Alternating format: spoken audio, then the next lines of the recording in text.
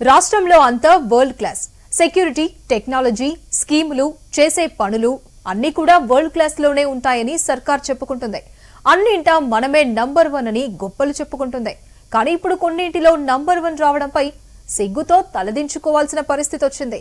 ఏ రంగాల్లో మాకు ఎదురు లేదని చెప్పుకున్నారో ఆ రంగాల్లోనే ఘోరంగా విఫలమయ్యారని అధికారిక లెక్కలే చెబుతున్నాయి. రైతు సంక్షేమమని చెప్పుకుంటుంటే రైతు ఆత్మహత్యలు పెరిగాయి. నేరాల నియంత్రణకు అత్యాధునిక టెక్నాలజీ అని చెప్పుకుంటున్నా అన్ని రకాల నేరాల్లో మనమే నంబర్ 1 అని నేషనల్ క్రైమ్ రికార్డ్స్ బ్యూరో లెక్కలన్నీ బయటపెట్టింది. గతంలో వ్యవసాయం దండగా అన్నారు. మేమొచ్చాక వ్యవసాయాన్ని పండగ చేశాం. రైతు బంధు ఇస్తున్నాం. రైతు చనిపోతే 5 లక్షల బీమా కూడా ఇస్తున్నాం. మా వల్లే రాష్ట్రంలో ఉత్పత్తి పెరిగిందని, రైతుల ఆదాయం పెరిగిందని చెబుతారు. ఎక్కడికెళ్లినా, ఏ మీటింగ్ జరిగినా సర్కార్ పెద్దలు చెప్పుకునే మాట. కానీ రైతు ఆత్మహత్యల్లో దేశంలోనే మన రాష్ట్రం 4వ స్థానంలో ఉంది. వీరిలో చాలా మంది పంటల కోసం చేసిన అప్పులు తీరక ప్రాణాలు తీసుకున్న యువ రైతులే. దేశంలో రైతు ఆత్మహత్యలు పెరుగుతున్నాయి. రైతు ఆత్మహత్యల్లో తెలంగాణ 4వ స్థానంలో ఉంది. మన రాష్ట్రంలో 2021లో 303 మంది రైతులు చనిపోతే 49 మంది కౌలు రైతులు ప్రాణాలు తీసుకున్నారు.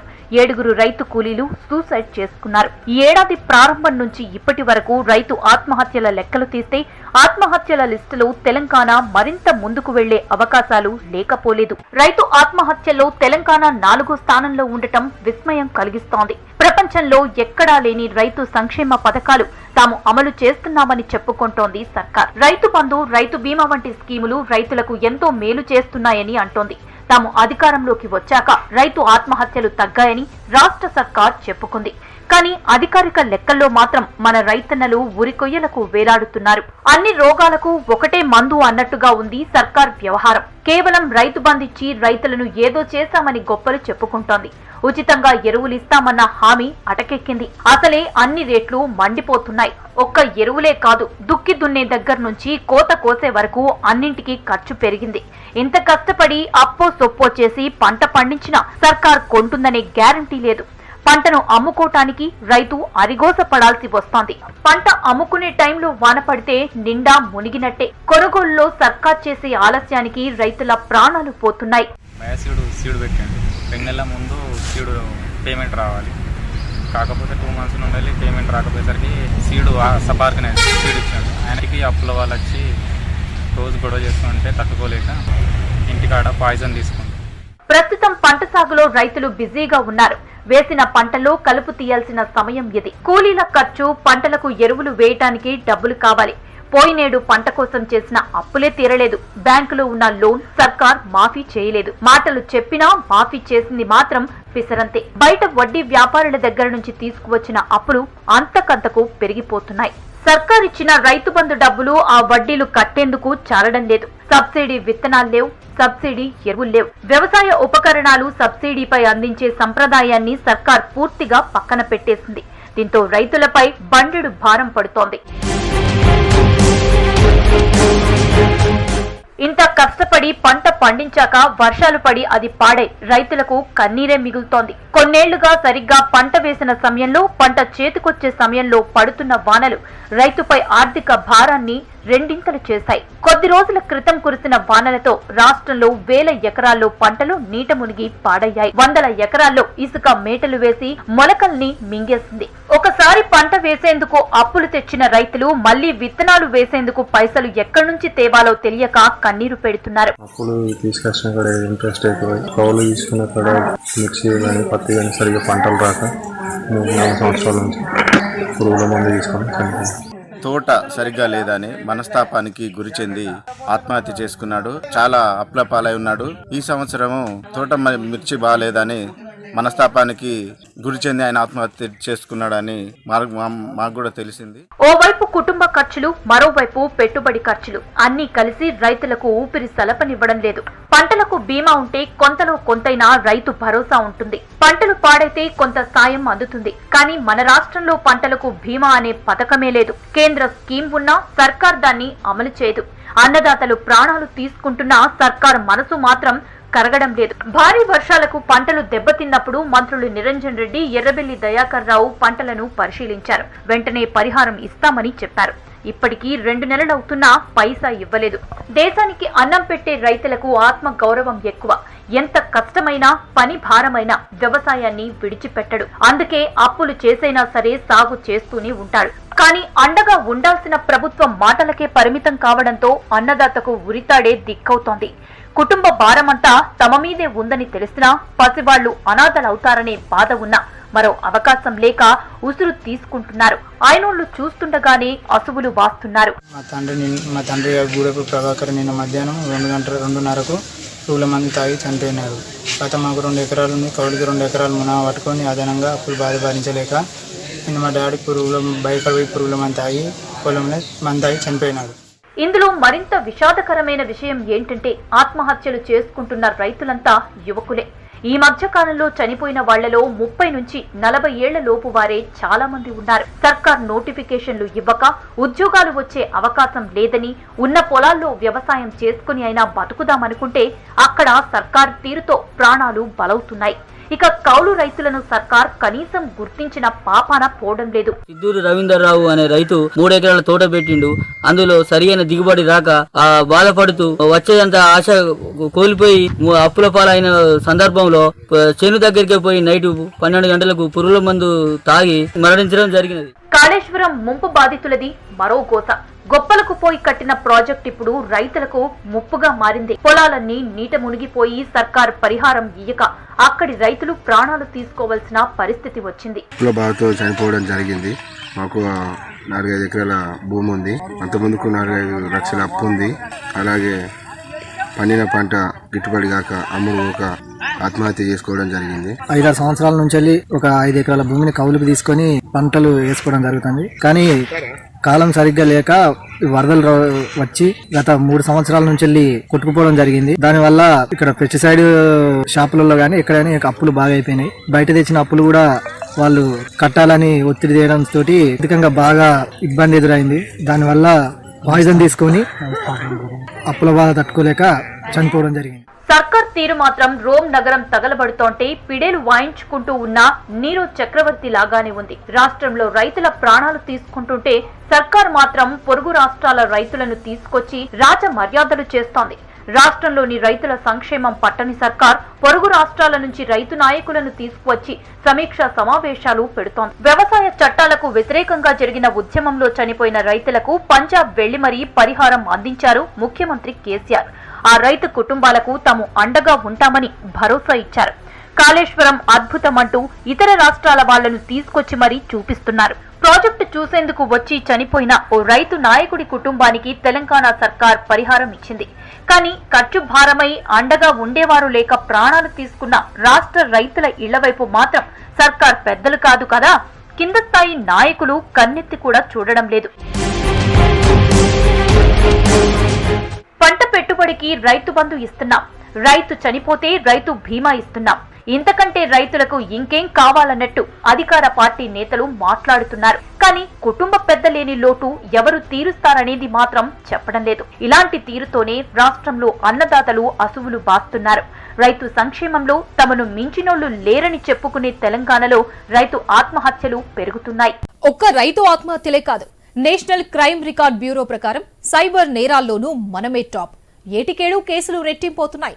పోలీసుల లెక్కల్లోకి రాని కేసులు కూడా తీస్తే ఇది మరింత ఎక్కువగా ఉంటుంది. 100 కోట్లను సైబర్ నేరగాళ్లు నొక్కేస్తున్నారు. రికవరీ రేటు మాత్రం చాలా తక్కువ. ప్రజలకు సైబర్ నేరాలపై అవగాహన కల్పించడంలో, ఫిర్యాదుల కోసం సరైన వ్యవస్థ ఏర్పాటు చేయడంలో వైఫల్యంతోనే ఇదంతా జరుగుతోందనే విమర్శలున్నాయి. నేరాల నియంత్రణలో తమను మించిన వాళ్లు లేరని రాష్ట్ర ప్రభుత్వం చెప్పుకుంటోంది. భద్రతలోనూ వరల్డ్ క్లాస్ టెక్నాలజీ వాడుతున్నామని రెగ్యులర్ గా చెప్పుకుంటారు. ఏ మూలన చీమ చిటుక్కుమన్నా పట్టేస్తామని అంటారు. కానీ జరుగుతున్నది మాత్రం మరొకటి. రాష్ట్రం మరీ హైదరాబాద్ నేరాలకు అడ్డాగా మారుతోంది. 2019లో 2691, 2020లో 5024 సైబర్ నేరాల కేసులు నమోదైతే 2021లో వీటి సంఖ్య రెట్టింపైంది. 2021లో రాష్ట్రంలో 10,303 సైబర్ నేరాలు జరిగినట్లు రికార్డులు చెబుతున్నాయి. దేశవ్యాప్తంగా 52,430 కేసులు వస్తే ఇందులో 20% తెలంగాణలోనే జరుగుతున్నాయి. ఏటీఎం మోసాలు 443, ఆన్లైన్ బ్యాంకింగ్ మోసాలు 2180, ఓటీపీ మోసాలు 1377, మార్ఫింగ్ 18, ఫేక్ ప్రొఫైల్ తో డబ్బులు లాగేసిన కేసులు 37 నమోదయ్యాయి. ఈ ఏడాది 8 నెలల్లోనే రాష్ట్రంలో 2 లక్షల మందిని టార్గెట్ చేసిన సైబర్ నేరగాళ్లు సుమారు 500 కోట్ల రూపాయలు దోచేశారు. దేశంలోనే అత్యధికంగా ఢిల్లీ, ముంబై, హైదరాబాద్, బెంగళూరు సిటీల్లో సైబర్ నేరాలు జరుగుతున్నాయి. 2020 నుంచి 2021 మధ్య కాలంలో సైబర్ నేరాలు 5 రెట్లు పెరిగాయి. సైబర్ నేరగాళ్లు హైదరాబాద్ లో ఏటా 300 కోట్ల రూపాయలు కొట్టేస్తున్నారని అధికారిక లెక్కలు చెబుతున్నాయి.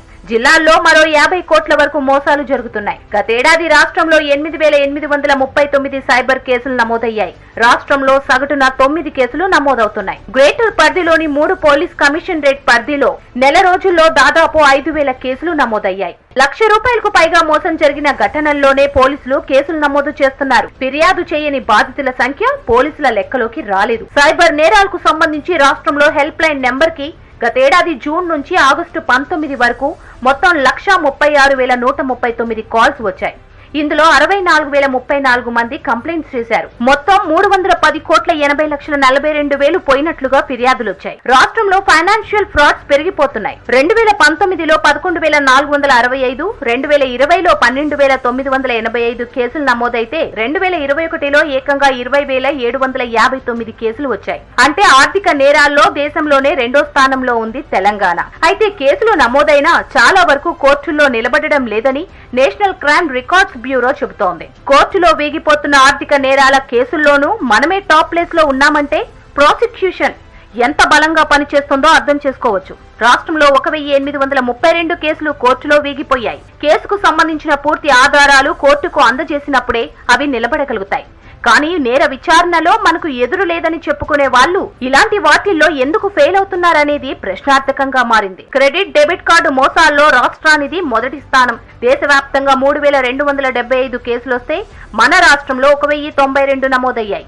మోసం, నమ్మక ద్రోహం జాబితాలో 5,770 కేసులతో తెలంగాణ టాప్ లో ఉంది. 12,426 చీటింగ్ కేసులతో రాష్ట్రం 2వ స్థానంలో ఉంది.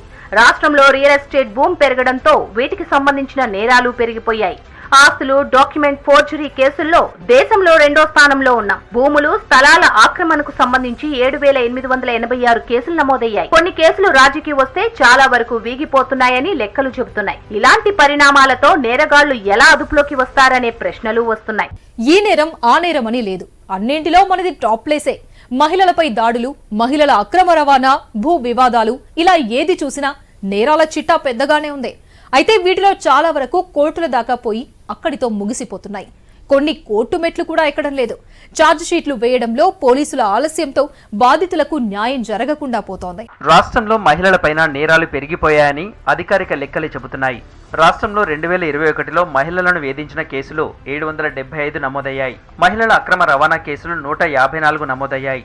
ఇది దేశంలో 4వ స్థానం. 391 జస్టిస్ జువెనల్ చట్టం కేసులతో తెలంగాణ 2వ స్థానంలో నిలిచింది. బాల కార్మికుల చట్టం కింద 224 కేసుల్లో 305 మంది బాధితులు దొరికారు.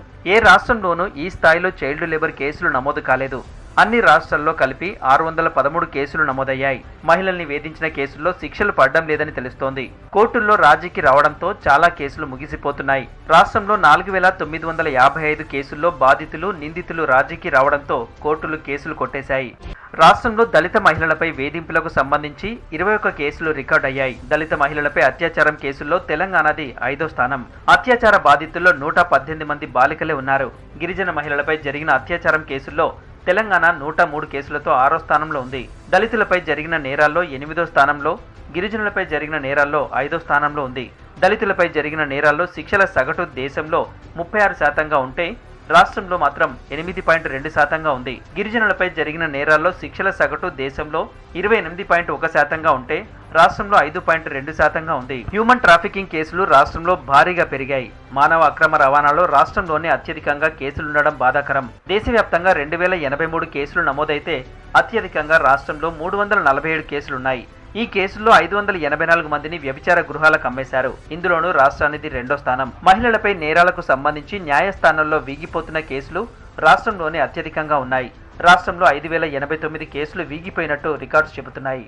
రాష్ట్రంలో సైబర్ నేరాలు పెరిగిపోతున్నా ఛార్జ్ షీట్లు దాఖలు చేయడంలో పోలీసులు వెనుకబడే ఉన్నారని ఎన్సీఆర్బీ చెబుతోంది. సైబర్ క్రైమ్స్ లో ఛార్జ్ షీట్ల సగటు దేశంలో 33.6% ఉండగా రాష్ట్రంలో 16.4% ఉంది.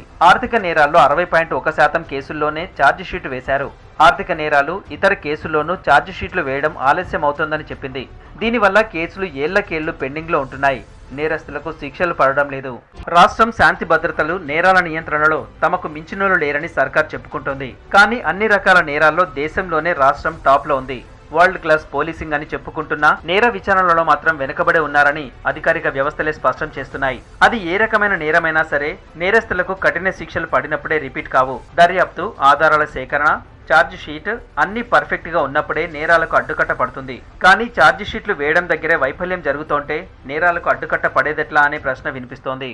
ప్రభుత్వం అన్నాక ఇది చేస్తున్నాం, అది చేస్తున్నామని చెప్పుకోవడం కామన్. కానీ మరీ పరిధి దాటి కోతలుకొస్తే ఇలా ఎప్పుడో ఒకప్పుడు తప్పుల చిట్టాలు, వాస్తవాల గుట్టలు బయటపడడం ఖాయం. చెప్పుకున్న దాంట్లో కొంతలో కొంతైనా పని చేస్తే ఇంతలా రైతుల ఆత్మహత్యలు జరిగేవి కాదనేది వ్యవసాయ రంగ నిపుణుల అభిప్రాయం. చిన్న కేసులకు హడావిడి చేయకుండా అన్ని కేసులను సీరియస్ గా తీసుకుంటే ఇప్పుడు దేశం ముందు ఇలా నిలబడే పరిస్థితి వచ్చేది కాదనే అభిప్రాయం వ్యక్తమవుతోంది.